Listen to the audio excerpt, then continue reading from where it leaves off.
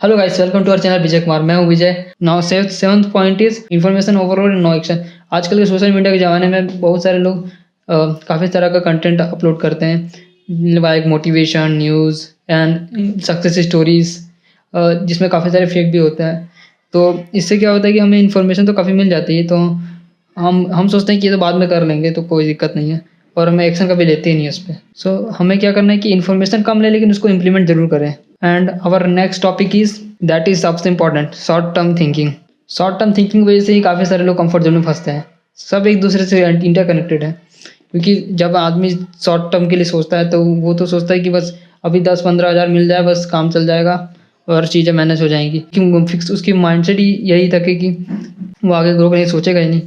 तो short term thinking बहुत अलग अलग एग्जांपल समझ सकते हैं हम, जैसे कि काफ़ी लॉन्ग विजन नहीं लेके चलते हैं हम लोग। चलते हैं कि अगले 6 महीने क्या हो जाएगा, अगले 1 साल में क्या हो सकता है, उसके अकॉर्डिंग हम ना शॉर्ट टर्म थिंकिंग में फंस जाते हैं। इसको और भी डिटेल में हम समझेंगे आगे। तो चलते हैं हमारे नेक्स्ट पॉइंट की ओर, that is low self discipline. Low self discipline में क्या होता है कि हम जो भी चीज़ कर रहे हैं, भले ही अच्छा कर रहे हैं, पर उसका डिसिप्लिन में नहीं करेंगे तो वो उसका कोई रिजल्ट नहीं आने वाला है। तो अल्टीमेटली क्या है कि हर चीज़ में डिसिप्लिन चाहिए होता है कुछ रिजल्ट सक्सेस पाने के लिए। या फिर जो होते हैं वो डिसिप्लिन में तो होते हैं, पर उनका वो जो सही, जो सच में उनको चेंज कर सकता है, उस पर डिसिप्लिन नहीं रहते वो। बाकी उनके जो रेगुलर काम उनके पे तो रहता ही है।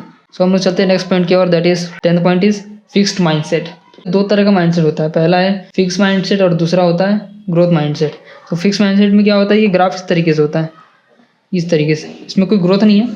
अल्टीमेटली अल्टीमेटली अगर अगर सपोज एक एम्प्लॉय जो यहाँ तक आ गया, उसके बाद उसकी माइंडसेट यहीं तक रहेगी, क्योंकि वो कंपनी इस तरीके से उसको रखेगी कि उसका माइंड इसके आगे चलेगा ही नहीं, राइट। वो सोचेगा कि इसी में क्या सॉल्व, प्रॉब्लम के पीछे रहेगा वो, इसमें क्या इम्प्रूव हो सकता है, इसमें क्या है क्या।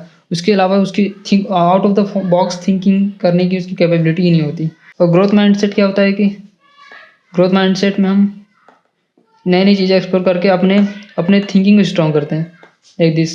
इसमें फ़ायदा है कि एक बार आप ग्रोथ माइंडसेट में हो गए तो लोअर जाने का तो कोई सवाल ही नहीं है।